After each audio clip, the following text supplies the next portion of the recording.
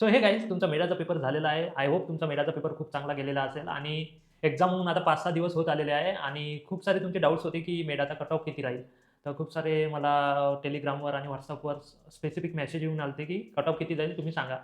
तर सगळ्या जेवढे पण काही लोकं माझ्या कॉन्टॅक्टमध्ये होते किंवा मग ज्यांनी मेंटरशिप किंवा चॅनल मेंबरशिपमध्ये होते, तर त्यांनी त्यांचा फीडबॅक माझ्यासोबत शेअर केलेला होता, की त्यांचे किती बरोबर आले किंवा किती त्यांनी अटेम्प्ट केले. बरोबर आले ते तर नाही आहे.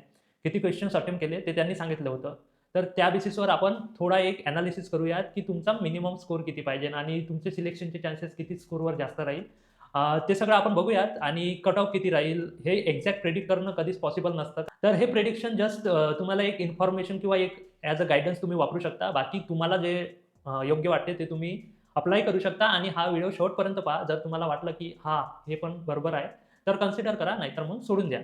तर वर्स्ट केस सिनारिओमध्ये तुमचा मेडाचा जो मार्क्स पाहिजे, मार्क्स इन द सेन्स तुम्ही आता कॅल्क्युलेट करू शकता, की तुमच्या टेक्निकलचे किती बरोबर आले आणि नॉन टेक्निकलचे किती बरोबर आले आणि त्याचा मिक्स करून तुम्ही सांगा, की तुमचा स्कोर किती येत आहे. तर माझ्या हिशोबानं तुमचा वर्स्ट केस सिनारिओ जो मार्क्स असायला पाहिजे ते असायला पाहिजे मिनिमम 200 पैकी 130 मार्क्स असायला पाहिजे. तर आता हे 130 हे वर्स्ट केस सिनारिओ आहे. याच्यापेक्षा तुम्हाला जास्तच पाहिजे. पण याच्यापेक्षा जर कमी असेल तर तुम्ही त्याचा विचार करू नका. मॅक्सिमम फीडबॅक असा आहे, की जो पेपर होता तो मोस्टली ईझीच होता. ईझी टू मॉडरेट होता. त्यामुळे मग तुमचा मिनिमम स्कोर 130 यायला पाहिजे. आता 130 कसा काढला मी? यामध्ये मी कन्सिडर केलं, की तुमचे टेक्निकलचे 55 क्वेशन्स बरोबर आले. 55 क्वेशन्स मीन्स त्याचे इंटू 2 जर तुम्ही केले, तर ते होतात 110 आणि तुमच्या नॉन टेक्निकलमध्ये 80 पैकी 40 बरोबर आले. तर त्याचा 0.5 म्हणजे 20 मार्क्स. तर असे तुमचे 110 प्लस 20 130 मार्क्स तुमचे यायला पाहिजे. तुम्ही थोडं म्हणजे कमी जास्त होऊ शकते. तुम्ही टेक्निकलचे जास्त सोडवले आणि नॉन टेक्निकलचे कमी केले, तर तसं तुम्ही मॅनेज करून 130 मिनिमम तरी आला पाहिजे. तर ईझी पेपर आहे असे सगळेजण म्हणत आहेत, तर 130 आपण एक रेफरन्स ठेवू, मिनिमम एवढा तर यायलाच पाहिजे. आता आपण 3 पार्टमध्ये म्हणजे स्टुडंटला डिव्हाईड करून घेऊ आणि त्याच्या हिशोबानं हाय, मीडियम आणि लो चान्सेस आपण डिसाईड करू, की जर एवढ्या रेंजमध्ये तुमचे मार्क्स असेल, तर तुमचा हाय चान्सेस आहे सिलेक्शनचे. एवढ्या रेंजमध्ये असेल तर मीडियम आहे आणि त्याच्या खालच्या रेंजमध्ये असेल तर लो चान्सेस आहे. तर आपला मिनिमम जो आहे तो 130 आहे. तर 130 ते 145 जर तुमचा स्कोर असेल, तर तुमचे लो चान्सेस आहे सिलेक्शनचे. तरी पण मी लो कसे काय म्हणत आहे, कारण की व्हॅकन्सीज कमी आहेत. ते तुम्ही बघायला पाहिजे. फक्त 22 व्हॅकन्सीजसाठी तुम्हाला कम्पीट करायचं होतं. त्यामुळे मी म्हणत आहे, की 130 ते 145 जरी असेल, तरी तुमचे लो चान्सेस आहे सिलेक्शनचे. त्यानंतर सेकंड कॅटेगरी येते मीडियम कॅटेगरी, ज्यामध्ये स्टुडंटचे मार्क्स राहील 145 ते 160. या कॅटेगरीमध्ये तुमचे 50-50 चान्स आहे किंवा तुम्ही मॉडरेट झोनमध्ये आहे. जास्त कमी पण स्कोर नाही आहे, जास्त पण स्कोर नाही आहे, मधात आहे. आता हे डिपेंड करेल, की ॲक्चुअल सिनारिओ कसा होता. कारण की कसं राहते, की थोडी म्हणजे फक्त 22 जागा असल्यामुळे तो थोडा रिफ्लेक्ट करेल. आणि जी तिसरी कॅटेगरी आहे, ज्यामध्ये तुमचे मॅक्सिमम चान्सेस आहे सिलेक्शनचे, जर तुमचा स्कोर 160 प्लस येत आहे, 160. आता तुम्ही म्हणाल हा स्कोर एकदम जास्त झाला, तर जास्त नाही आहे. सपोज ईझी जर पेपर असेल, तर तुमचावाला एवढा किंवा याच्यापेक्षा जास्त स्कोर येऊ शकतो. तर 145 जे मधातला स्कोर आहे, तो कसा डिसाईड करण्यात आला, तर यामध्ये तुमचे जे टेक्निकलचे क्वेश्चन्स आहेत, ते 60 एमसीक्यू करेक्ट झाले पाहिजे आणि जे नॉन टेक्निकल आहे, त्याचे 50 एमसीक्यू करेक्ट झाले पाहिजे.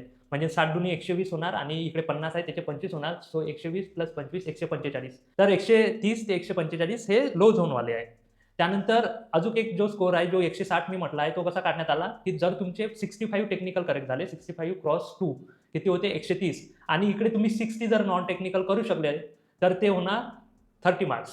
सो 30 इंटू इकडे किती झालेले होते 130 इक्वल टू 160 मार्क्स. तर अशा प्रकारे मी 130, 145 आणि 160 मार्क्स कॅल्क्युलेट केले. ज्यामध्ये मी टेक्निकलचे 55, 60 आणि 65 असे डिवाइड केले आणि नॉन टेक्निकलचे 40, 50 आणि 60 असे डिवाइड केले. तर तुम्ही सिम्पली कॅल्क्युलेट करा. जर तुमचा स्कोर 130 ते 145च्या मधात आहे, तर लो चान्सेस आहे. 130च्या खाली जर असेल, तर काही चान्सेस आहेच नाही असं तुम्ही म्हणू शकता. त्यानंतर 145 ते 160 मध्ये मॉडरेट चान्सेस आणि 160 प्लस जर असेल, तर तुमचे मॅक्सिमम चान्सेस आहे सिलेक्शनचे. तर हे माझ्या बाजूने एनालिसिस झालं. तुम्हाला जर वाटत असेल हे करेक्ट आहे, तर याला अझ्युम करू शकता आणि याच्यानुसार तुम्ही तुमचे चान्सेस ठरवू शकता. आणि जर तुम्ही या एनालिसिस विषयी डिसएग्री करत असाल, तर तुम्ही तुमच्या मतानं तुमचा स्कोर काढू शकता आणि त्याच्यानुसार तुमची प्रोबॅबिलिटी ठरवू शकता. ही माझी प्रोबॅबिलिटी होती तुम्हाला सिलेक्शनसाठी.